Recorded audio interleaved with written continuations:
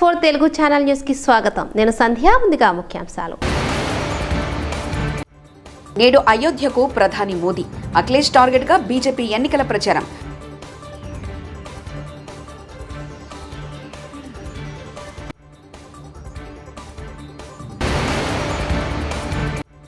కాంగ్రెస్ పాలన చివరిదాకా ఉండేలా లేదు, మధ్యలోనే ఎన్నికలు. కేసీఆర్.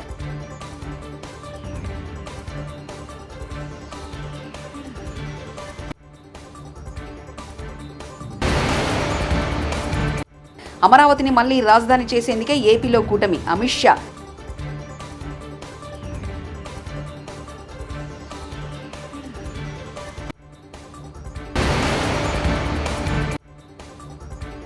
చెల్లికి ఆస్తి ఇవ్వని జగన్ ప్రజల ఆస్తులు ఎలా కాపాడతారు? పవన్ కళ్యాణ్ సూటి ప్రశ్న.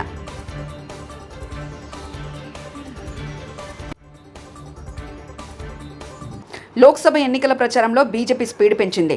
వరుస సభలు, ప్రచార ర్యాలీతో హోరెత్తించింది. ప్రధాని నరేంద్ర మోదీ దేశవ్యాప్తంగా అనేక రాష్ట్రాల్లో పర్యటిస్తూ ఓట్లు అభ్యర్థిస్తున్నారు. మే 5న ఆయన ఉత్తరప్రదేశ్లో ఎన్నికల ప్రచారం నిర్వహించనున్నారు. संविधान बना रहे थे तो हमारे संविधान निर्माताओं ने कहा था कि धर्म के आधार पर आरक्षण नहीं होगा. बाबा साहब आंबेडकर ने कहा था, अरे खुद नेहरू जी ने भी कहा था कि धर्म के आधार पर आरक्षण नहीं होगा. लेकिन अब सपा, कांग्रेस, ये सारी कंपनी एससी, एसटी, ओबीसी का आरक्षण छीनकर उसे धर्म के आधार पर बांटना चाहते हैं. తెలంగాణ కాంగ్రెస్ పాలన చివరిదాకా ఉండేలా లేదని, మధ్యలోనే ఎన్నికలు వచ్చే అవకాశం ఉందని బీఆర్ఎస్ అధినేత మాజీ ముఖ్యమంత్రి కల్వకుంట్ల చంద్రశేఖరరావు సంచలన వ్యాఖ్యలు చేశారు. కరీంనగర్లో ఆదివారం ఎన్నికల ప్రచారం నిర్వహించారు. జిల్లాలో ఏర్పాటు చేసిన కార్నర్ మీటింగ్లో కాంగ్రెస్, బీజేపీ పార్టీలపై కేసీఆర్ తీవ్ర విమర్శలు గుప్పించారు. ఎన్నికలు ఎప్పుడొచ్చినా మళ్లీ మన సర్కారే వస్తుందని ధీమా వ్యక్తం చేశారు. రాష్ట్రంలో నీలిచ్చినం, కరెంట్ ఇచ్చినం, రైతు బంధించడం, పంట కొన్నామని తెలిపారు. తెలంగాణలో హుజురాబాద్ దళితులు ఆత్మగౌరవంతో ఉన్నారని ఉద్ఘాటించారు.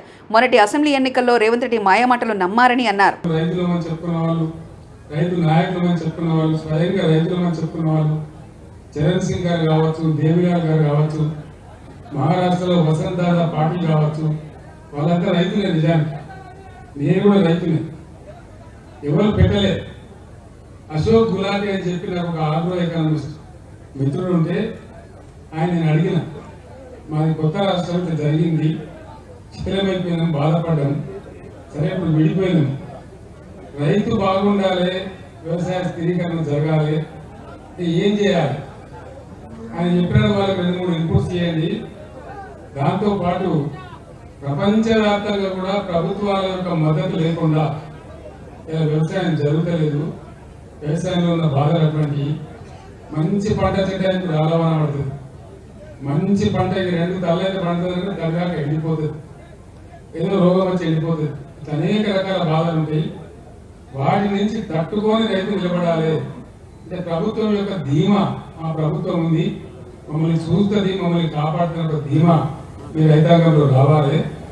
రావాలంటే ఏం చేయాలంటే నువ్వు ఎంత ఇస్తావో నాకు తెలియదు.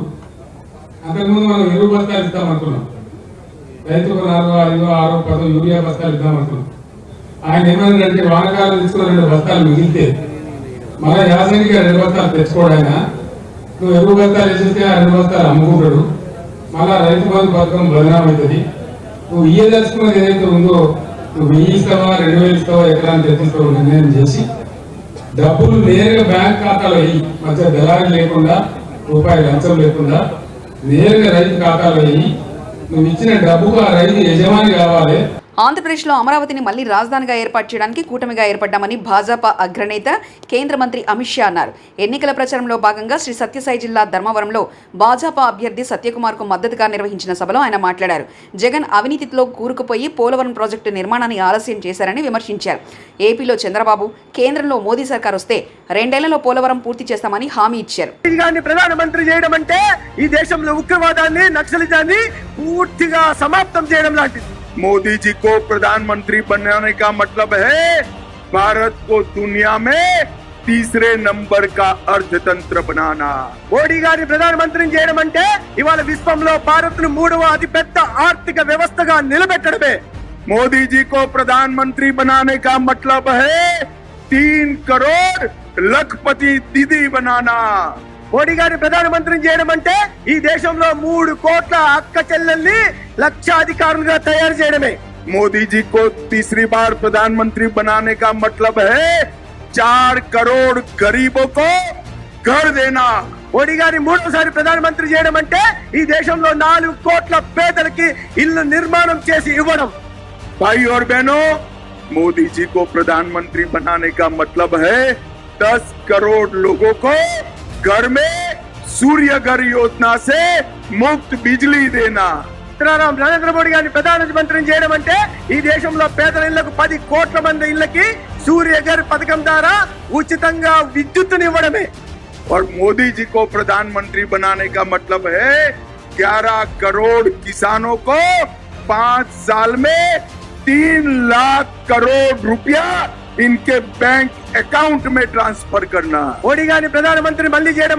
और आंध्र प्रदेश की राजधानी अमरावती को फिर से राजधानी बनाने के लिए अलायंस। ఏపీలో విద్య, వైద్యం, ఉపాధి, త్రాగునీరు, సాగునీరు లేకుండా చేశారని జగన్పై జనసేన అధినేత పవన్ కళ్యాణ్ నిప్పులు చెరిగారు. గుంటూరు జిల్లా పొన్నూరులో జరిగిన బహిరంగ సభలో ఆయన పాల్గొన్నారు. రాష్ట్రంలో విద్య, వైద్యం, ఉపాధి, తాగునీరు, సాగునీరు లేకుండా చేశారని జగన్పై నిప్పులు చెరిగారు. నీటిపారుదల మంత్రి అంబటి రాంబాబుకు పోలవరం గురించి తెలియదు కానీ సినిమా పాటలకు స్టెప్పులు వేయడం వచ్చని ఎద్దేవా చేశారు. ల్యాండ్ టైటిలింగ్ యాక్ట్ పట్ల ప్రజలు అప్రమత్తంగా ఉండాలని సూచించారు. ఈ చట్టం ఇంకా అమల్లోకి రాలేదని సజ్జల అంటున్నారని, మలాంటప్పుడు జీవో ఎందుకు ఇచ్చారని ప్రశ్నించారు. రాష్ట్రంలో కూటమి ప్రభుత్వం ఏర్పడుతుందని విశ్వాసం వ్యక్తం చేశారు. ప్రత్యేకించిన ధన్యవాదాలు. అంటే ఎన్నో సందర్భాల్లో నిజంగా యువత రోడ్ల మీదకి వస్తే 151 ఎమ్మెల్యేలుండి 30 మంది ఎంపీలుండి గుండాగర్దీ చేసే ప్రభుత్వం, అరాచకం చేసే ప్రభుత్వం, దాడులు దోపిడీలు చేసే ప్రభుత్వం, పేకాటలు నడిపే ప్రభుత్వం, యువతకు ఉపాధి అవకాశాలు ఇవ్వని ప్రభుత్వం, కనీసం సాగునీటి అవసరాలు తీర్చని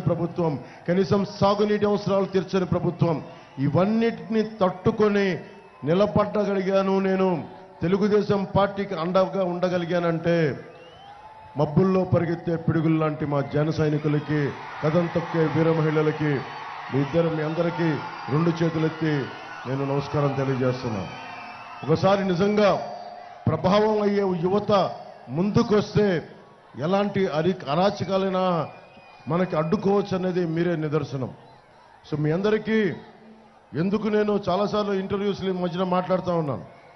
అందరూ అడుగుతున్నారు, రాజీవ్ సర్దేశాయ్ దగ్గర నుంచి ఈ నేషనల్ ఛానల్స్ అంతా అడుగుతున్నారు, మీరు ఎందుకు ఓడిపోయినా బలంగా ఉన్నారు, ఎందుకు నిలబడ్డారు అంటే, నేను చాలా మా నాన్న ఇక్కడ మంగళగిరిలో దగ్గర నుంచి పొన్నూరు, బాపట్ల ఇలాంటి ప్రాంతాల్లో ఒక కానిస్టేబుల్గా పనిచేసిన వ్యక్తి.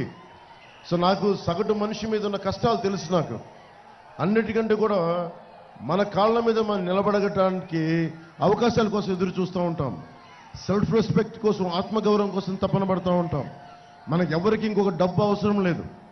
కానీ మనం మన ఆత్మగౌరవాన్ని దెబ్బతీస్తూ ఉంటే ఎదురు తిరగాలనిపిస్తుంది, రకరకాలుగా పోరాటాలు చేయాలనిపిస్తుంది.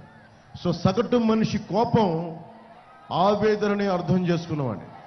అందుకనే దశాబ్దం ఏమాత్రం ఎన్ని ఓటములు దెబ్బలు తిన్నా నేను ఒకటే అనుకున్నా, ఒక విగ్రహాన్ని చెక్కేటప్పుడు ప్రతి దెబ్బ ఒక అనవసరమైన ముక్కను తీసి ఒక అందమైన శిలాకృతి ఎలా వస్తుందో, జనసేన తీసుకున్న ప్రతి ఓటమి దెబ్బ అనవసరమైన ముక్కని తీసేసి ఒక అందమైన, ఒక పోరాటంతో కత్తి పట్టుకున్న ఒక జన సైనికుడు, కత్తి పట్టుకున్న ఒక వీర మహిళ లాంటి ఒక అందమైన ఆకృతి కనిపించింది.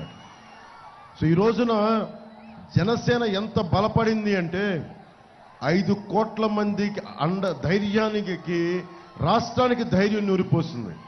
అలాంటి జన సైనికులు, జనసేన పార్టీ మద్దతుదారులకి జూనియర్ ఎన్టీఆర్ని అనగదొక్కాలని చూస్తున్న టీడీపీ పార్టీని ఎన్టీఆర్ అభిమానులు చిత్తుచిత్తుగా ఓడించాలని కొడాలి నాని వెల్లడించారు.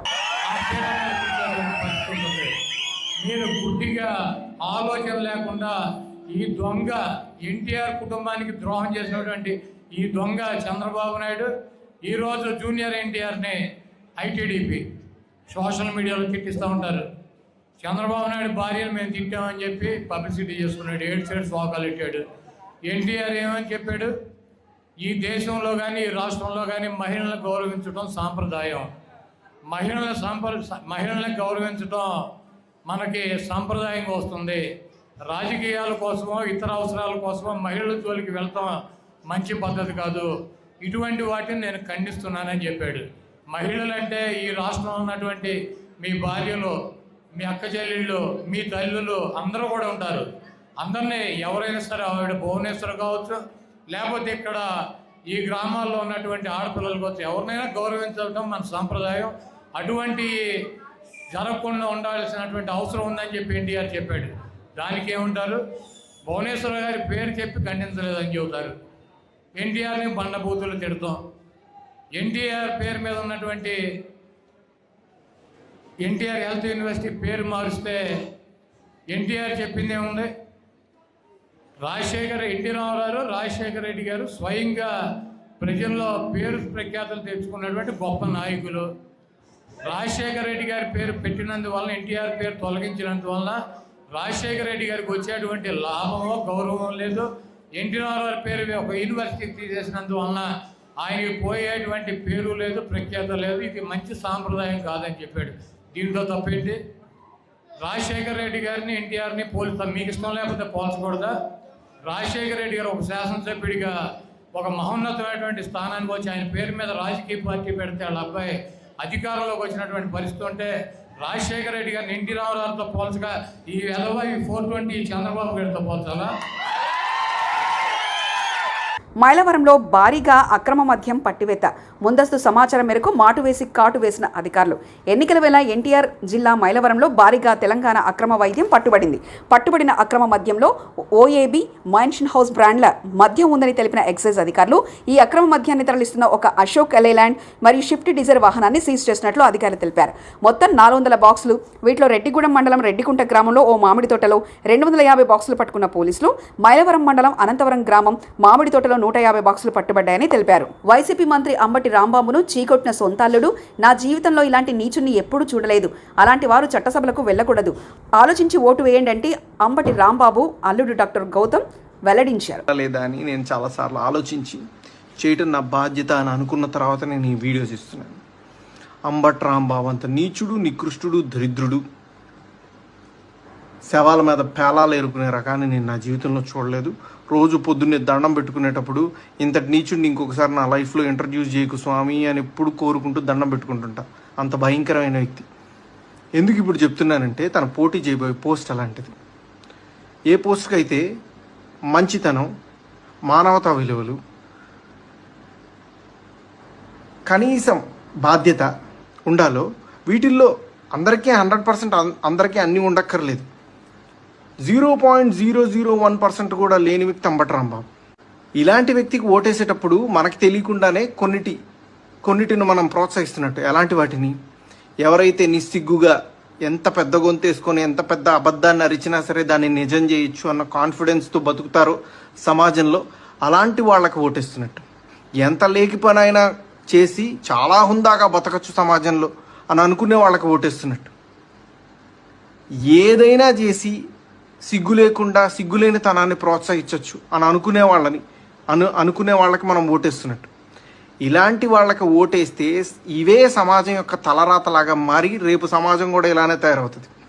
దీన్ని ప్రజలు గమనించి సరైన ఓటుతో, సరైన బాధ్యతతో ఓటేసి సరిగ్గా నాయకుడిని ఎంచుకుంటారని ఆశిస్తూ నమస్తే. నేడు అయోధ్యకు ప్రధాని మోదీ. అఖిలేష్ టార్గెట్గా బీజేపీ ఎన్నికల ప్రచారం.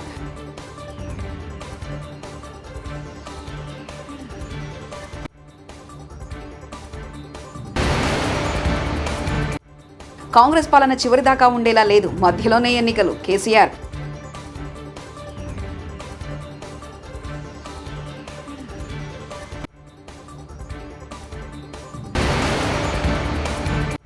అమరావతిని మళ్లీ రాజధాని చేసేందుకే ఏపీలో కూటమి. Amit Shah.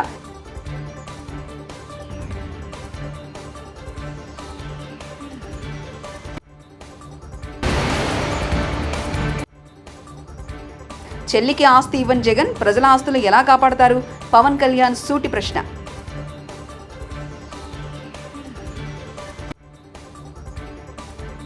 TS4 Telugu channel news ఇంతటితో సమాప్తం. చూస్తుండండి TS4 తెలుగు ఛానల్.